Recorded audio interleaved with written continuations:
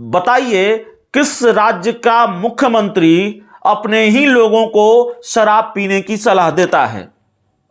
कोई दूसरा उदाहरण हो, मुख्यमंत्री रहते हुए जीतन राम मांझी ने जो सलाह अपने राज्य के लोगों को दी, अगर कोई दूसरा उदाहरण हो आप हमें बताइए। जब यह खबर छपी तो अपने बेटे के बचाव के लिए 13 करोड़ की आबादी वाले इस राज्य के मुख्यमंत्री जीतन राम मांझी ने क्या कहा था? हो सकता है उनका बेटा अपनी गर्लफ्रेंड के साथ घूम रहा हो।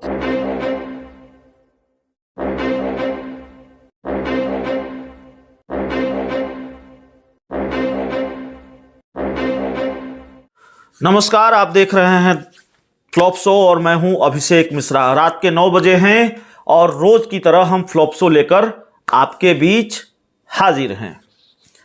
फ्लॉप शो में बात करेंगे बिहार के पूर्व सीएम जीतन राम मांझी की, और बातचीत का जो मुद्दा है बिल्कुल जिम्मेवारी के साथ डंके की चोट पर मैं ये कह रहा हूं कि जीतन राम मांझी ने बिहार को कितना शर्मिंदा किया है। हम सबूत के साथ आपको दिखाएंगे। किसी मुख्यमंत्री ने शायद ही बिहार को इतना शर्मिंदा किया हो, किसी मुख्यमंत्री की वजह से, पूर्व मुख्यमंत्री की वजह से शायद ही बिहार को इतनी शर्मिंदगी झेलनी पड़ी हो। लेकिन उससे पहले एक अपील जो हम रोज आप लोगों से करते हैं, देखिए चैनल को अगर आपने सब्सक्राइब नहीं किया है तो कर लीजिए। वीडियो देख रहे हैं और चैनल को सब्सक्राइब नहीं कर रहे हैं तो हमारा हौसला कैसे बढ़ेगा। तो चैनल को देख रहे हैं तो सब्सक्राइब कर लीजिए, और अगर कोई सुझाव है, कोई सलाह है तो आप हमें सीधे कमेंट कर सकते हैं। हमारे व्हाट्सएप नंबर पर भी हमें अपनी राय भेज सकते हैं। हमारा व्हाट्सएप नंबर है 7004438121। अब देखिए, एक जो बिहार के पूर्व सीएम मांझी की बात करते हैं। बिहार के पूर्व सीएम जीतन राम मांझी ने एक बयान दिया था और उस बयान पर बहुत सारी बात हो चुकी है। सवाल यह है कि आज हम ये क्यों कह रहे हैं कि जीतन राम मांझी ने बिहार को जितना शर्मिंदा किया है, और सबूत के साथ हम बताने वाले हैं, उतना किसी ने शर्मिंदा नहीं किया है। क्या सिर्फ इस बयान की वजह से हम कह रहे हैं? नहीं, जीतन राम मांझी खुद भी मजाक के पात्र बन गए हैं और अपनी पार्टी को, जिस गठबंधन का हिस्सा हैं, उसको भी मजाक का पात्र बनाया, और कई बार बिहार को भी मजाक का पात्र उन्होंने बनाया है। बताइए किस राज्य का मुख्यमंत्री अपने ही लोगों को शराब पीने की सलाह देता है? कोई दूसरा उदाहरण हो, मुख्यमंत्री रहते हुए जीतन राम मांझी ने जो सलाह अपने राज्य के लोगों को दी, अगर कोई दूसरा उदाहरण हो आप हमें बताइए, हम माफी मांगेंगे।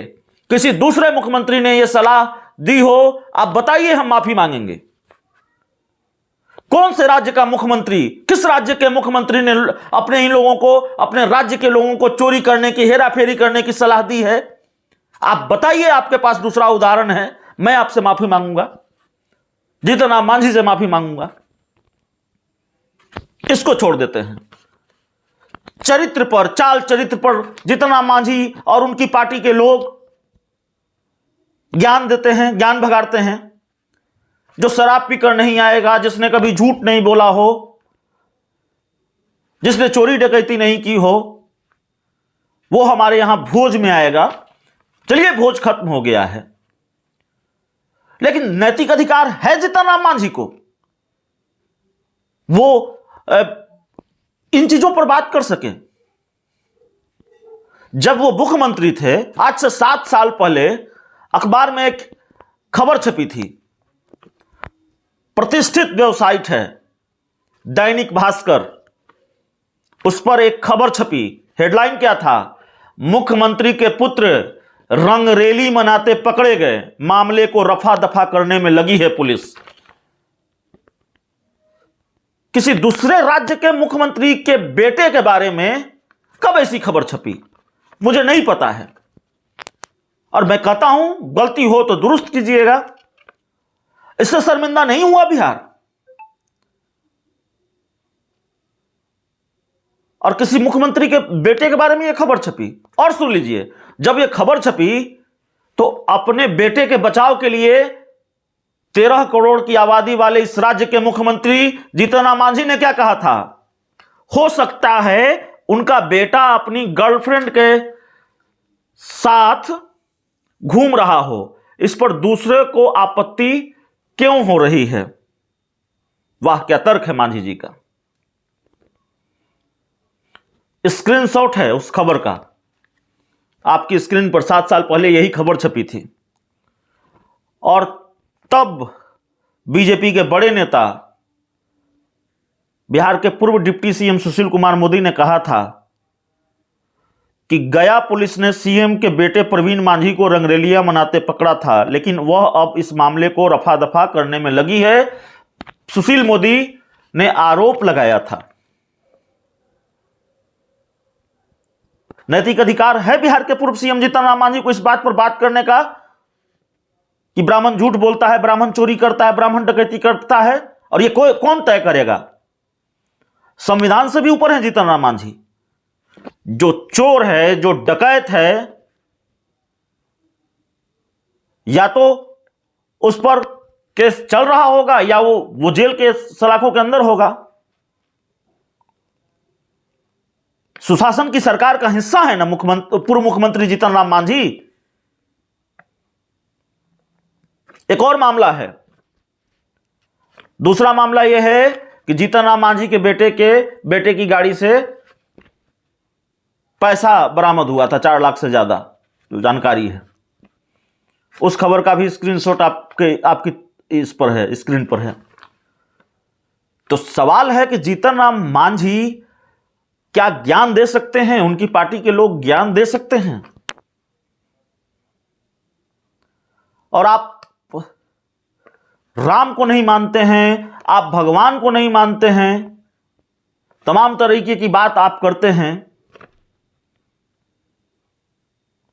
कैसे तय होगा कि किसने चोरी नहीं की, किसने झूठ नहीं बोला है? आपने कभी झूठ बोला है कि नहीं जीतन राम मांझी जी?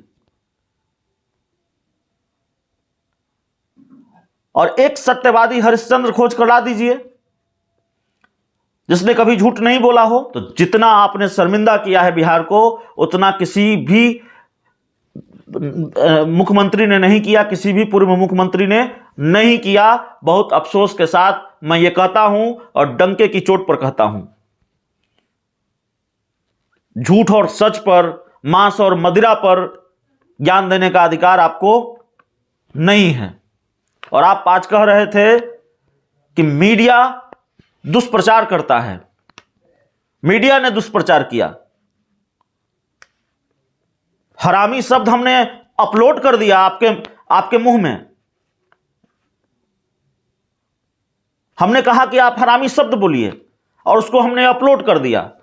हमारे पास कोई नई टेक्नोलॉजी आ गई है कि हम यहां से अपलोड करेंगे, बिहार के पूर्व सीएम जीतन राम मांझी जी का नाम लिखेंगे और मांझी जी के मुंह से वो शब्द निकल जाएगा। ये हमने किया।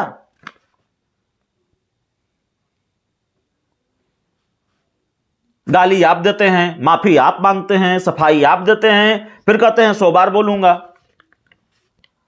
तो अपनी पार्टी की भद पिटवा रहे हैं, अपनी पार्टी के नेताओं की भद पिटवा रहे हैं। जबरदस्ती उनको आपको डिफेंड करना पड़ता है, आपका बचाव करना पड़ता है।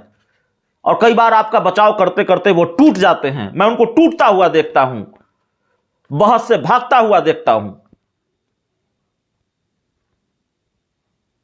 तो इस फ्लॉप शो में इतना ही। बहुत बहुत धन्यवाद।